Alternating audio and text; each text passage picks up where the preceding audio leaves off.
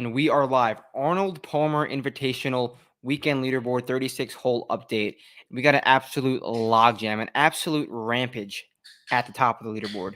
Shane Lowry, Hideki Matsuyama, Russ Henley, Brian Harmon, Wyndham Clark, and bearded Scotty Scheffler lead the way. If we would have known a little earlier than we all knew, like Monday morning, that Scotty Scheffler was going to have a beard this week, that should have been auto click.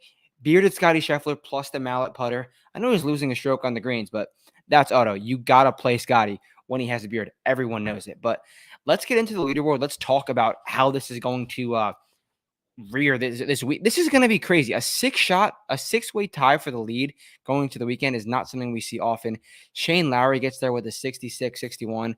Kind of look a little shaky today, and he still hit the ball okay. He was seventh in the field on approach today, but he putt like a dog today. He lost 1.1 strokes on the putting surfaces, ranked 51st in the field, while Hideki, very safe, 67, 70. All that noise about Hideki's back, and he's here, just playing good golf. If you played Hideki in DFS, you're probably doing well because I'm sure his ownership was very low. Russell Henley continues to play good golf on Bermuda. And this is crazy. Russell Henley, through 36 holes of the Honda Classic, was first in the field in putting. This week, he's first in the field in putting. That's 2 straight weeks. Russell Henley is crushing Bermuda. We know he's usually a horrible putter, but putts okay on Bermuda. Now this is 2 straight weeks. He's putting really good on Bermuda. Last week, he didn't hit his irons or off the tee good. Now he is. He's 19th in the field on approach, 31st off the tee, which is him gaining off the tee at Bay Hill is quite impressive because he's a shorter hitter in retrospect to this entire field. So if Russ Henley keeps this stat profile up, look out. And I love how he's doing it. 68, 69. Like, he didn't just spike for one day. Very consistent. He seems to have a really high floor, meaning he's going to keep putting up those 68 and 69s heading down the weekend, which definitely will fare well around Bay Hill because it's going to get a lot tougher. Got to be able to control those iron shots. Brian Harmon, another guy who shot 69, 68, he is leading the field on approach, and it kind of came out of nowhere because coming into this event, Brian Harmon was not hitting the ball really well at all, and the Open champion. I guess he finds it when he finds it. He is a guy who loves difficult conditions, and he figured out today. Shot 4 under par, actually. Shot 4 under par and finds himself T1. But that miss on 18, how he missed a 20. Okay, I thought it was a 22-inch putt. He missed a 22-foot putt on 18 to save par. And Wyndham Clark, 71-66. Let's talk about Wyndham for a second because yesterday afternoon, he was 2 under going to the par 5, or 1 under going to the par 5 in the middle of the fairway. Hit one of the worst iron shots I've seen from a professional golfer in real life, similar to what Rory did today on 6. Absolute duck hook, just snapped it right over into the pond on number 6. Ended up saving bogey, good bogey save, but who knows? I had Wyndham Clark first round leader yesterday, and I felt like he was trending in the right direction, and he shot that solid around today to what would have done well yesterday. Seeing him T1 today and not yesterday kind of does hurt, but like I said, going into the week, I thought this would be a really good golf course for Wyndham Clark, even though he doesn't have the best course history, but he's a different golfer now. He's a U.S. Open champion. He knows how to make his way around here, driver-heavy golf course.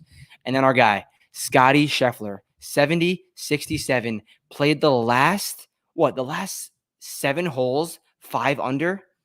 That is quite impressive. Made a chip-in eagle on number 12, then 3 straight birdies on 15 through 17 to find himself tied for the lead. And if you watch the golf this week, Scotty did not play his best golf. Obviously, the putter is always a shit show. He's still losing a stroke to the field on the putting surfaces, but 3rd off the tee, 7th on approach, 2nd around the green. Just an absolute tee to green masterclass from Scotty Scheffler every single week, and he is a live favorite to win this event at plus 230.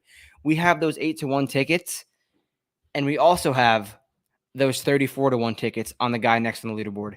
William Zalatoris, the great Demon Deacon, playing great golf, 2nd in the field off the tee, 10th on approach, 37th around the green, and 30th on the putting surface. Willie Z is gaining strokes in every single category for the 2nd straight week. Second straight event. He did this at Riviera, obviously finished runner-up, and he's in a great spot, playing consistent golf. 69-69. Fucking nice. Fucking nice. Love to see Willie Z back in the mix. We got him over my left shoulder. We got the Bay Hill emblem over my right shoulder. We got Bryson's Bay Hill drive over my left shoulder. So good Bay Hill vibes over here. And then right after that, Emiliano Grillo. I was so high on Grillo this week. I gave the case so many times for Grillo. He gained 10 strokes ball striking in this event last year, and we see him in the mix yet again. Jaeger, great round of 67 today. 5 under, bogey free, 5 birdies. Very impressive from Steven Jaeger. And then the -4s are JT, Ben On, Sahith, and Max Homa. Nick Taylor as well, Sam Burns, Victor Hovland. I want to talk about JT for a little bit because he was trending well, playing good golf, and he's made a stupid decision on number 8. He tried to hit the perfect shot on number 8. I know it's a very tough driving hole. The fairway bottlenecks right when it's at your max distance around 300 yards. And JT tried to hit this low draw to carry him with the fairway, and he duck hooked it. OB ended up making double bogey. If Justin Thomas just hit a stock driver, a stock 3-wood, he makes par. He's right in the mix at 6 under, maybe even more, because that killed some momentum. He made a bogey on 11 too. I don't have any Justin Thomas liability. Actually, he's a DFS play. But it's just frustrating to see because we watch Justin Thomas play golf. He hits amazing shots. When he tries to do too much, it's like, dude, what are you doing? Just hit the golf shot and move on. It's just very frustrating because I like Justin Thomas. I bet him enough, and it's whatever. That's my little Justin Thomas rant. Sahith Theegala, 68-72. This guy is loudest bag ever. This guy is basically he's the Indian Jordan Spieth. Everyone knows that. Sahith is playing good golf, magic beans. He made another double bogey today, which is just you expect it from Sahith. He's going to chip in. He's going to fuck up, though. But on a golf course that requires precision around the greens, you kind of can't have those misses. The driver is what his driving force is. Let's see his stats. He is 13th off the field, off the tee. I said going into the week, if Sahith is gaining strokes with his driver, he's going to play good golf. He's losing a stroke and a half with his irons. That's very interesting to see, but I think that has to do with just a few shots he's in. So let's move down the leaderboard. It's nice to see Max Homa playing good golf because I said going into the week that he didn't look right, and the numbers are still not great. He's losing over a stroke and a half ball striking, which is kind of concerning. He's putting. He's putting good. He's gaining 4 strokes to the field putting. That shouldn't hold up heading into the weekend, but let's get into the odds and see if we can find some live ads. We'll look at top 5s, top 10s, see if there's any guys down the leaderboard who I think can make a run. So looking at the strokes gained ball striking, Si-Woo Kim is gaining 5.7 strokes ball striking and losing 8. He's losing 8 strokes putting in 2 rounds of golf. Guys, that's comical. That's truly comical. I want to see what his top 10 number is because I don't know how you can lose 8 more strokes. Imagine Si-Woo loses 16 strokes putting this week. That would be hilarious. His top 10 number is 22-1. For a guy who's the only guy who's hitting the ball better than Si-Woo Kim this week is Scotty Scheffler. That's quite yeah, I like that. So Si-Woo Kim is currently 2 under, I think. He's 1 over. He's 1 over. He shot 2 under today. So he's 5 strokes away from the top 10. But 22-1, I think that's a decent sprinkle. I really do think that's a decent sprinkle. Anyone else who's hitting the ball well and out and not doing good on the putting surface or is putting the ball well, and a guy like Russell Henley, he's kind of out putting his ball striking. I don't see Russell Henley gaining upwards of 9 strokes putting this week, and he's gaining 4.2 through 2 rounds. He's a guy you might want to short in the next 2 weeks. The next 2 rounds. Wyndham Clark gaining 4 strokes putting and losing 0.8 strokes on approach. A guy you might want to fade in some matchups. So, and I said the same thing about Max Homa. Who else do I think can make a charge this weekend who's not quite in the mix yet, but wow, Tom Hoge continues to hit the ball so damn well, but he just cannot putt on these Bermuda surfaces. What's Tom Hoge's top 10 number? 9-1 for a top 10. I don't really hate that.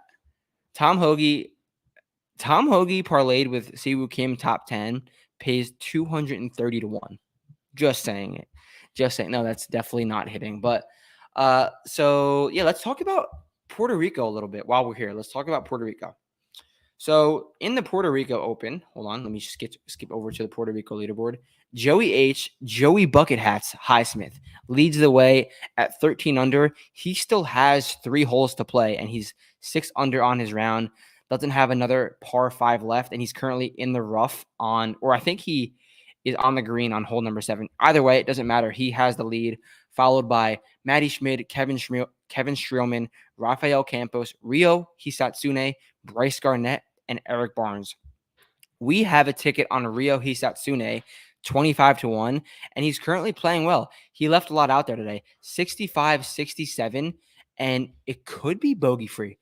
I think he's bogey-free through the round. He is bogey-free through 36 holes. He's made 12 birdies. That is very enticing for our Ryo Hisatsune tickets if you have them. So things are looking good over there. We got 2 guys in the mix heading to the weekend. And DFS-wise, we had 1 guy miss the cut. I was wrong about Colin Morikawa. I thought playing out of the fairway would be more of a necessity. And I mean, it is. But Colin Morikawa just kind of sucked eggs this week. So I kind of want to look at his profile and see how bad he did. Like, this man shot 80 today. He lost 1.3 strokes off the tee, lost another stroke and a half on approach, lost 2.4 around the green, and lost 2.4 on the green. Yeah, that's going to add up to an 80 if you're just losing strokes in every single category. So we have a few lineups that are without Colin Morikawa, and they're definitely live in some contests, but he was the one guy who missed the cut. And I mentioned, if your lineups aren't 6 to 6 this week because the cut's going to be so short, you're boned. And luckily, not good for us, Colin Morikawa missed the cut. Along with Matt Fitzpatrick, another missed cut in like a short field. He missed the cut at Riv. He's not been playing great golf. He looked okay at Cognizant, but outside of that, the golf is really bad for Matt Fitzpatrick. He's losing strokes ball striking consecutively. I don't love what I'm seeing from Matt Fitz going forward in the near future. So yeah, just about that about wraps it up. Like, I am very happy with the leaderboard. I gotta say who I think is gonna win. It's gonna be Scottie Scheffler. Scottie Scheffler is my pick to win. I don't think that is going to be I don't think you should bet it at 2 to 1. You could probably get a better number if you wait till Sunday because he might fade a little bit.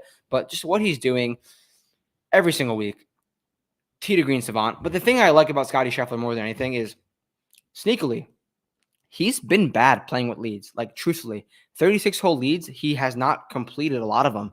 But the fact that there's 6 guys tied for first, Scottie Scheffler's not going out in the final group tomorrow, I like his chances even more. Like, this man was nowhere near the lead, but I talk about Bay Hill being such a war of attrition every single year. Like, patience.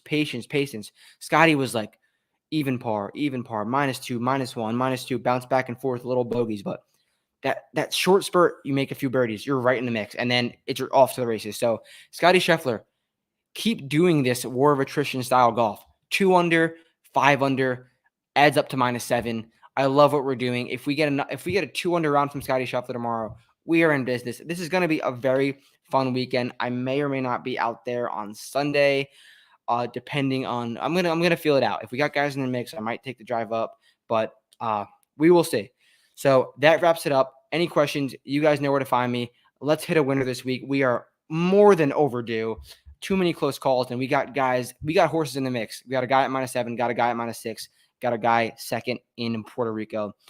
Best of luck to you if you tailed. Best of luck to you if you didn't tail. Win for a fun weekend, and I will talk to you guys on Sunday night, actually, for the Players DFS show. Peace.